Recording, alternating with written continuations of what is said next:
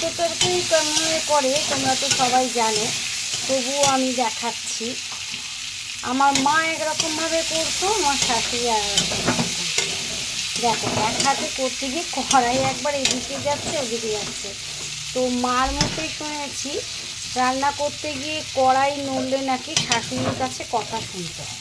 তো তখন তো আর ভিডিও করার যুগ ছিল না, সুতরাং সাঁড়াশি দিয়ে চেপে ধরে বা এক হাত দিয়ে চেপে ধরেই আমরা রান্না করতাম।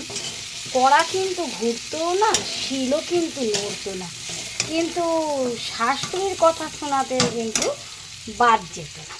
তো যাই হোক, আমার শাশুড়ি পোস্ত তরকারি করতো, নুন হলুদ শুকনো লঙ্কার একটু গুঁড়ো সামান্য দিয়ে আলুটাকে ভাজতো। আর আমার মা করতো তার মধ্যে কোনো হলুদ পড়বে না, মানে পোস্ত তরকারি হবে সাদা। তো আমি পড়ে গেছি মাঝখানে, শাশুড়ি একরকম আর মা একরকম। তো আমি কারোর কথায় না গিয়ে আমি কীভাবে করি সেটা তোমাদের একটু একটু করে তুলে দেখাচ্ছি। ভিডিওটা তোমরা একসঙ্গেই দেখতে পাবে, কিন্তু আমি একটু একটু করে ক্লিপিং করে দেখাচ্ছি, নাহলে রান্নাটা করতে পারবো না। তো দেখো, আলু ভাজতে ভাজতে কিন্তু আমি এগুলো কী বলো তো, এগুলো হচ্ছে ঝিঙে দিয়ে দিলাম। কিন্তু এটা এবার একটু দানা দেখছি ভালোভাবে তো, ঝিঙেটা কি জানি কাটার সময় তো নরমই লেগেছে। যাই হোক, তো ঝিঙে দিয়ে দিলাম। ঝিঙে আলুটাকে একটু ভাজা ভাজা করব। তখন যা নুন দিয়েছিলাম, তো এখন আর একটু নুন লাগবে, নুন দিয়ে দিলাম। দিয়ে একটু নাড়াচাড়া করব। তো নাড়াচাড়া কিন্তু আমি করতে পারছি না, কেন বলো তো? এই কারণে করতে পারছি না, কড়াটা ভীষণ ছোটো আর একটু দূর থেকে করতে হচ্ছে। তো কারণ এখানে আমি সব বাসনগুলো মেজে মেজে রেখে দিয়েছি, তো অটোমেটিক তাহলে এটা একটু দূর থেকে গিয়ে করতে হচ্ছে, ওই জন্য একটু নড়ে যাচ্ছে।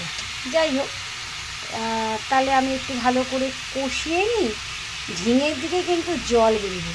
ও হ্যাঁ, একটা কথা কিন্তু বলতে ভুলে গেছি, এখানে কিন্তু একটু চিনি দেওয়া যায়, এটা কিন্তু অপশনাল, চিনি না দিলেও হয়। তো আমি দেব না, কারণ তোমরা এতদিনে রান্নার তো নিশ্চয়ই জেনেছ যে আমি সুগারের রুগী। তাহলে এই সুগার বেশি না হোক আর কম, সুগার কম হোক আর বেশি হোক, সুতরাং আমি এখানে চিনি দেব না। এইটা একটু কষে এলে মানে জলটা যে বেরোবে, এই জলটা একটু বেরোতে দিই। আমার ওটা ঢাকা দিয়ে দিলে জলটা তাড়াতাড়ি বেরোবে। জলটা একটু বেরিয়ে আসলে, জলটা যখন একটু মজা হয়ে আসবে, তখন আমি পোস্তটা দিয়ে দেবো। তো শুনতে পাচ্ছ কি জোর জোরে ফুটছে, মানে রেগে রেগে ফুটছে মনে হচ্ছে। তো দেখি কীরকম তুলি। দেখেছ, বলেছিলাম না জল দেওয়ার দরকারই নেই, ঝিঙার জলেতেই আলু সিদ্ধ হয়ে যাবে। তো আলুটা সিদ্ধ হয়েছে কিনা এবার আমি একটুখানি দেখতে হবে কেটে, যদিও আলু টুকরো ছোটো ছোটো টুকরো করেছিলাম, তবুও দেখি হ্যাঁ কেটে গেছে। তো আরেকটু মজে আসুক, আরেকটু সামান্য। এবার পোস্তটা আমি এর ওপর দিয়ে দেবো। পোস্ত তো এখন আর আমি ওই শিলে বাটিনি, মিক্সি করেছি। তো মিক্সি থেকে এক হাতে করে বের করবো কী করে, এটা দিয়ে তোমাদের দেখাই তাহলে। দেখো, পোস্ত দিয়ে দিলাম।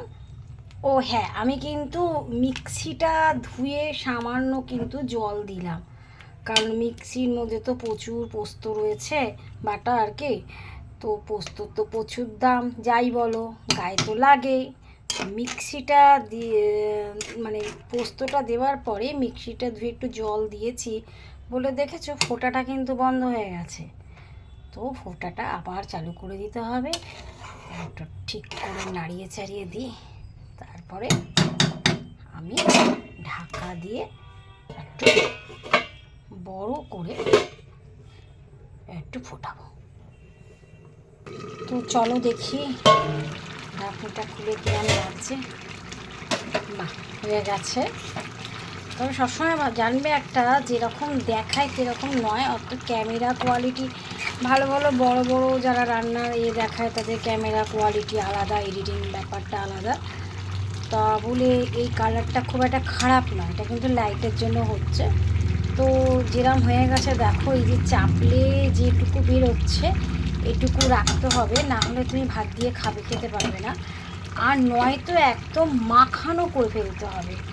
তো আরেকটু পরেই কিন্তু এটা একদম মাখানো হয়ে যাবে। তো এই দেখো ভিডিওটা, সরি, পোস্ত তরকারিটা হয়ে গেছে। তো যেটুকু আছে এটা যত ঠান্ডা হবে তত আরও বসে যাবে। তো তোমাদের কেমন লাগলো একটু জানিও, ভালো হলেও বলো, খারাপ হলেও বলো। পোস্ত তরকারি তোমরা সবাই জানো, কিন্তু যারা জানে না, নতুন নতুন রান্না করছে, তাদের হয়তো একটু হলেও উপকার হতে পারে, তাই জন্য এটা পোস্ট করলাম। তা তোমরা বলো, আজকের মতো এইটুকু, টাটা।